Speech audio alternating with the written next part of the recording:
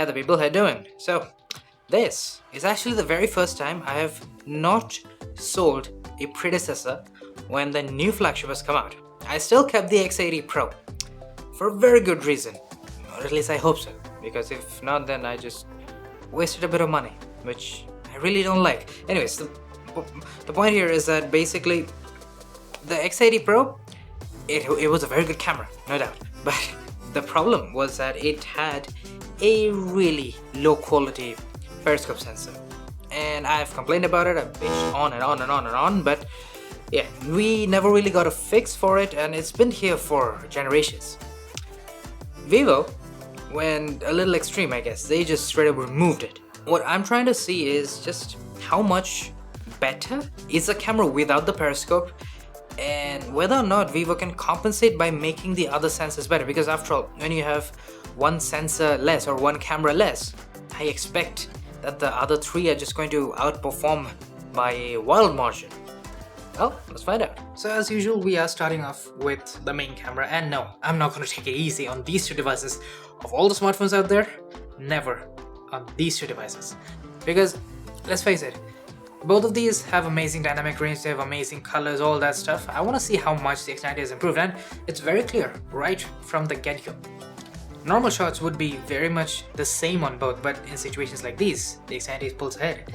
And you can see right here just how much better the details are preserved, just how much better the colors look. It's a better image overall on the X90, and that's exactly what you want. But somehow, in this one, which is actually much more difficult of a shot, when you consider just how backlit it is compared to the previous one, the X80 is doing a much better job now. I'm not sure what went wrong in the previous one, but clearly it's doing better. The X90 still has better details, slightly better contrast, and just a little bit better highlight preservation, but yeah, it's not that big a difference, not anymore. Then the ultrawide, well, see, this is where things are gonna get interesting. So in conditions like this is a normal basic shot, and I'm using as natural colors on both, obviously, because it's the best natural color profile that you can get on any smartphone to this date.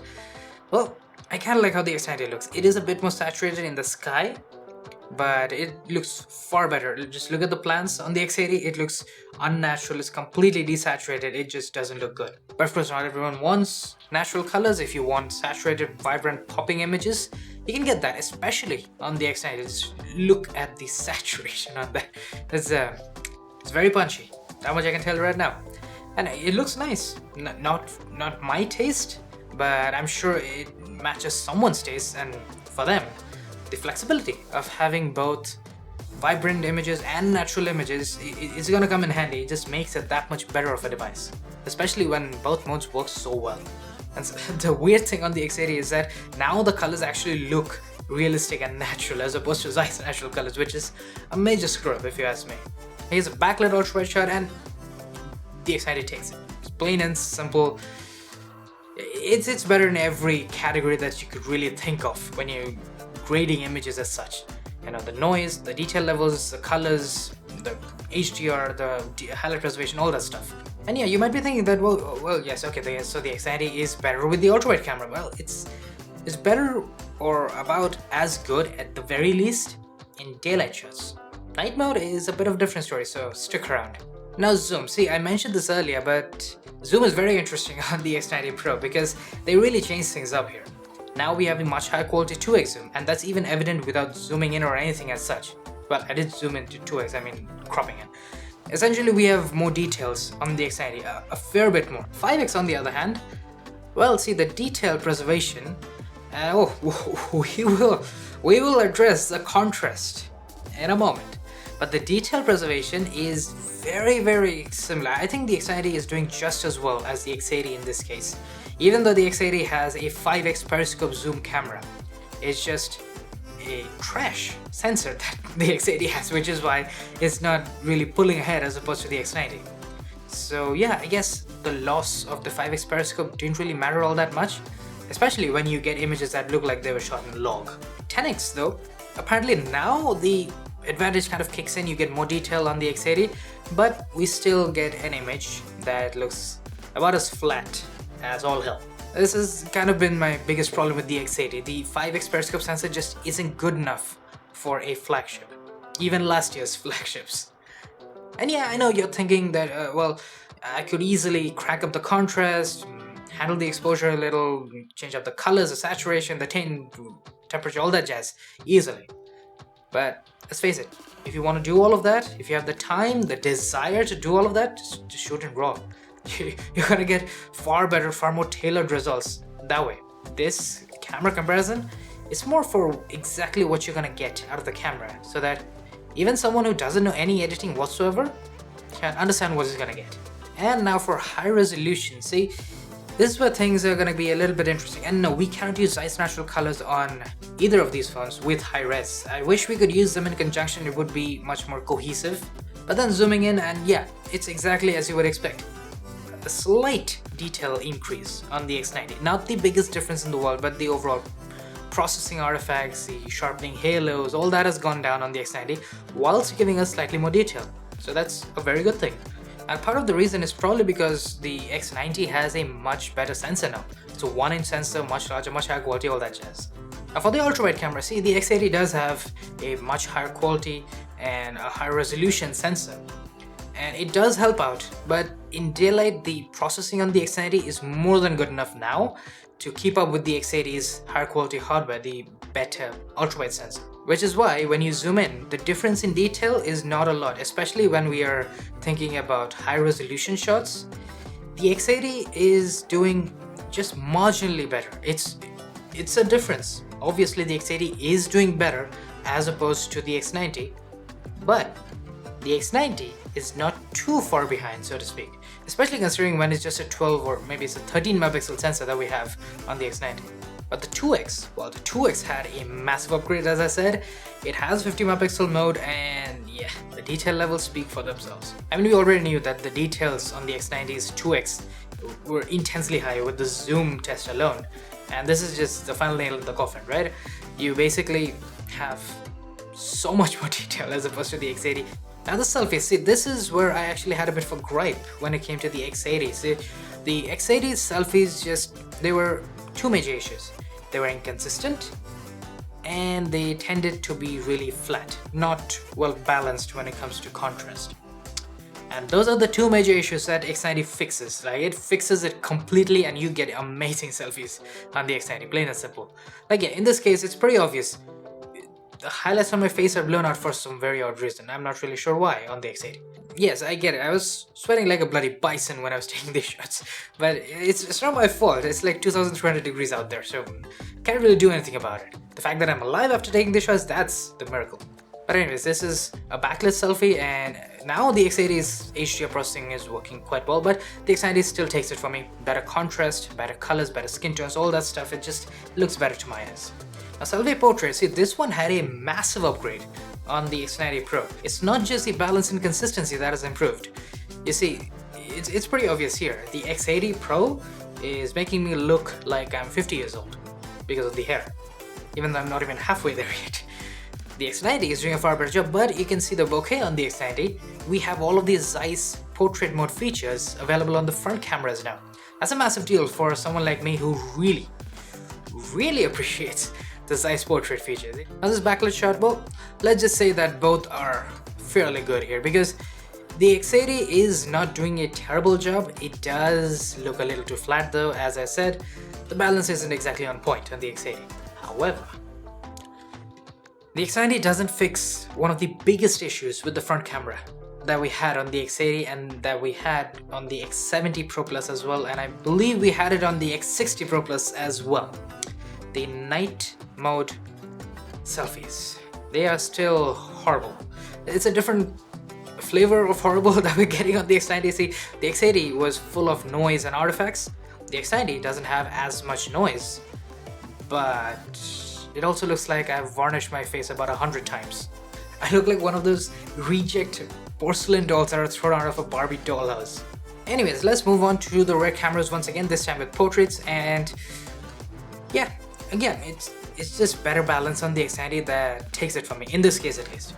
I don't think it's particularly bad on the X80, but just look at the contrast, the colors on my skin, the contrast on my shirt. It just looks better, more punchy, less flat. Now this backlit shot is like a testament of that same balance that I've been going on and on about like a broken record, because you can see just how much better the contrast looks, how much better the skin tones look on the X90 Pro as opposed to the X80. The X80 is not bad, not by a very long shot, but the X90 is better. Now for 2x zoom, the advantage is twofold. Not only does the X90 have a lot of contrast, which I do like in my portraits, and it also has better detail because a much better sensor is present on the X90 Pro as opposed to the X80. However, in this shot, this is the only reason I even kept this shot, is because we get better contrast on the X80 this time as opposed to the X90. It's obviously a screw up on the X90's part, because basically every other image that I've taken thus far, it just points to the X90 having better contrast, better balance when it comes to almost any images whatsoever. So this time the X90 just screwed up, plain and simple, and that's why the X80 takes. This one was completely backlit. Obviously I had to take one of those, right? And yeah, the disadvantage on the X80 is plain and simple. As you can see, this was a very difficult shot, naturally, but yeah, the difference is also very obvious. You get very high levels of smudging happening on the X80 Pro here. The night portraits, see, the X80 Pro has really good night portraits. There's no doubt about that. You can use all of the, the size portrait features with night portraits as well on both phones. But the X90 does improve just a little bit, just enough to give you a little bit more detail in the textures, a little bit less noise reduction artifacts, a little bit more sharpness in like the skin and stuff like that. These are minor improvements that altogether make enough of a difference. Now for night mode, see, this is where things are gonna get interesting. I've been talking about this over and over, but the main camera, you're not gonna see a metric ton of difference, because both have really good main camera night modes. And especially on the X90, even with really dark circumstances, you're gonna get amazing and really sharp results. Basically, the time or the exposure time required is less on the X90. If it takes the X80 4 seconds to capture a shot in ultra low light, then the X90 can do that in 2 or 3. Usually 2, because it really is that big a difference. And one of the biggest and obvious complaints that I've had for a very long time for both phones now is that the night sky isn't dark enough. Even in a case like this, it doesn't look good enough. It needs to be way darker. You can keep a bit of the blue in there, because night skies do have some blue. They're not pitch black or gray, so to speak, unless it's cloudy. But yeah, it's just too bright, and it kind of ruins the nighttime look and feel of these images, And yeah, in this case, there's really no major difference between the two.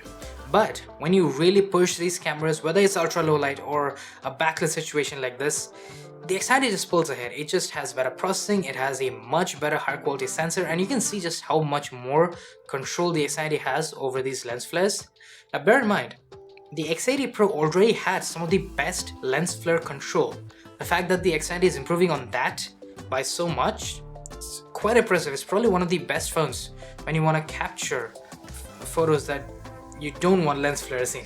But all is not perfect with this new main camera that we have. You see, it can maybe capture 10 million times more light than the X80 Pro, but it can't really get as close to the subject when using the main camera.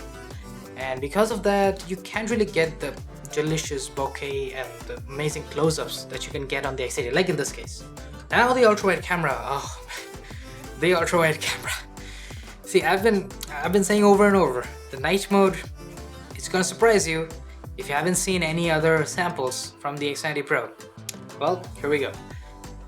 The biggest issue is that although the X90's processing is good enough for daylight, when the light is low, the processing can't really keep up with the hardware advantage that the X80 has.